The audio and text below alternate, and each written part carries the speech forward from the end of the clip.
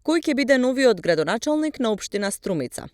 На само 2 месеца до почетокот на предизборната кампања, за одговор на ова прашање не може ниту да се прогнозира, затоа што двете најголеми политички партии се уште не излегле со имиња на кандидати за градоначалници. Додека во јавноста е целосно непознато кои се предлозите на ВМРО-ДПМНЕ. За СДСМ се знае дека за кандидати се пријавени актуелниот градоначалник Коста Јаневски, пратеникот Костадин Костадинов, директорот на Комуналец Зоран Ѓоргиев и Драган Попстојанов кој доаѓа од приватниот сектор. И помалите партии се уште не се изјасниле дали ќе состават кандидатски листи за градоначалници и советници. И иако не се знае кого ќе бираат граѓаните, датумот за локални избори е потврден 17 октомври. Прво, преговорите ги водеа повеќе од месец дена со учество на сите парламентарни политички партии.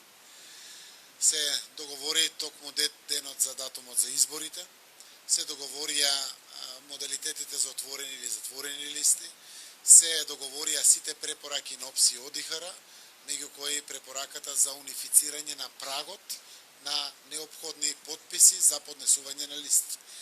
Барањата, како што ми извести министерот за правда, почнувале од 1%, 2%, 3%, 4%, во соодветност и во паралела на неопходен број за еден советник да влезе во советничката листа.